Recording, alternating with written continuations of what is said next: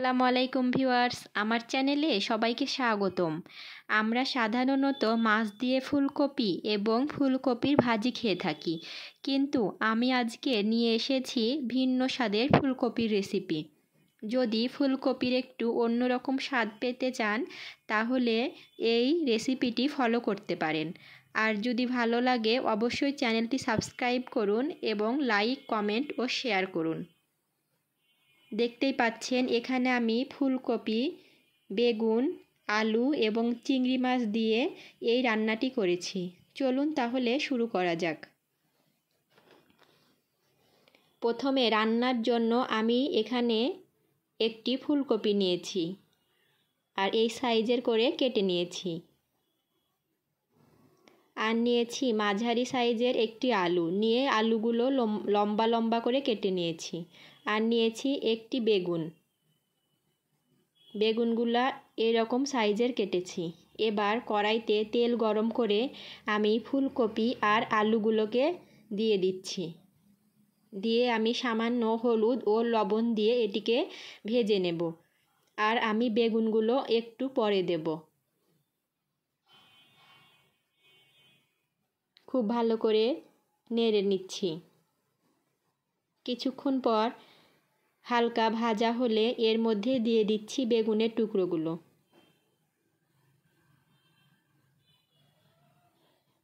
দিয়ে আবারও ভালো করে ভাজতে থাকবো।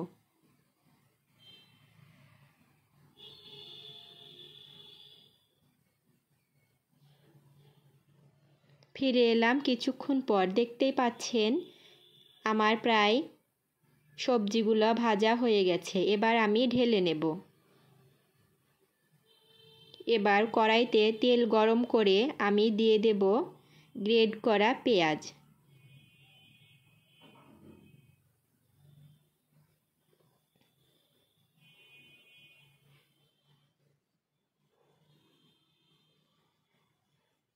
পেঁয়াজটা এবার হালকা করে ভেজে নেব।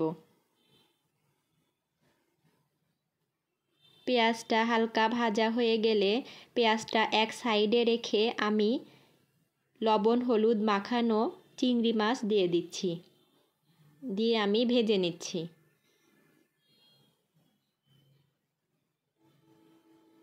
এবার পেঁয়াজ আর চিংড়ি মাছটাকে একটু ভালো করে ভেজে নেব।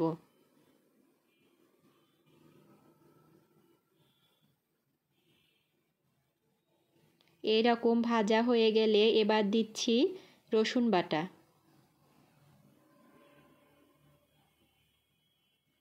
রসুন বাটাটাকেও একটু ভেজে নেব। এবার সামান্য পানি দিয়ে আমি এর মধ্যে মশলা অ্যাড করব। প্রথমে দিয়ে দিচ্ছি লবণ, হলুদ গুঁড়ো, মরিচের গুঁড়ো এবং ধনিয়া গুঁড়ো দিয়ে মশলাটা একটু ভালো করে ভেজে নেব।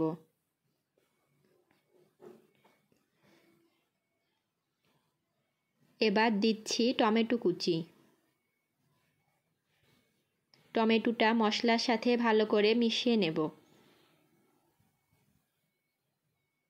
একটু ভাজা ভাজা হয়ে এলে আমি এর মধ্যে অ্যাড করছি পানি। পানি দিয়ে টমেটোর সাথে মশলাটা খুব ভালো করে কষিয়ে নেব। সেই জন্য নেড়ে চেড়ে আমি ঢাকনা দিয়ে রেখে দেব মশলাটা কষানোর জন্য।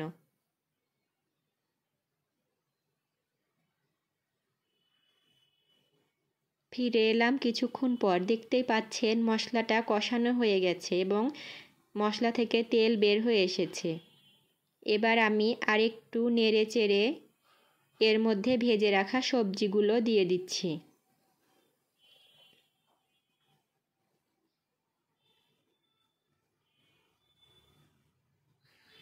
তারপর সবজির সাথে মশলাগুলো মিশিয়ে নেব এবং কষাতে থাকব।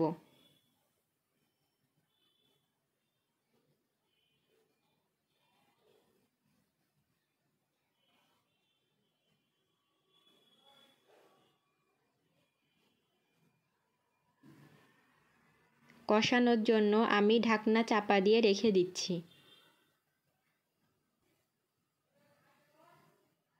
এইভাবে কিছুক্ষণ পর পর ঢাকনা তুলে তুলে আমি সবজিটা নেড়ে দেব।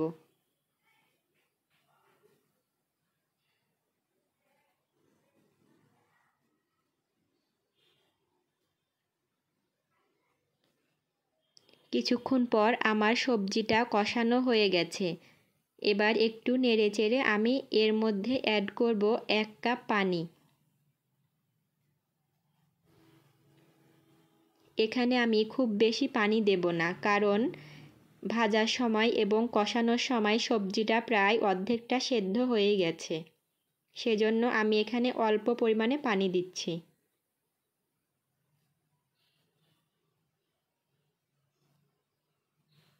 দিয়ে নেড়েচেড়ে আমি ঢাকনা চাপা দিয়ে রেখে দেব।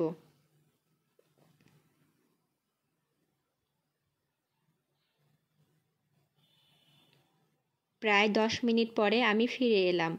আমার সবজিগুলো সব সেদ্ধ হয়ে গেছে এবং পানিটাও প্রায় শুকিয়ে এসেছে। এবার দিয়ে দিচ্ছি আমি চেরা কাঁচামরিচ। দিয়ে একটু নেড়েচেড়ে এবার অ্যাড করছি আমি ভাজা জিরে গুঁড়ো।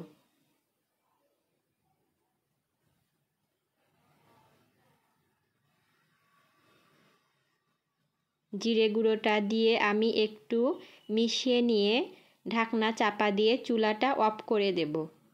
দিয়ে 5 মিনিটের জন্য আমি রান্নাটা চুলায় রেখে দেব। তারপরে সার্ভ করছি। সবাই ভালো থাকবেন, সুস্থ থাকবেন। আল্লাহ হাফেজ।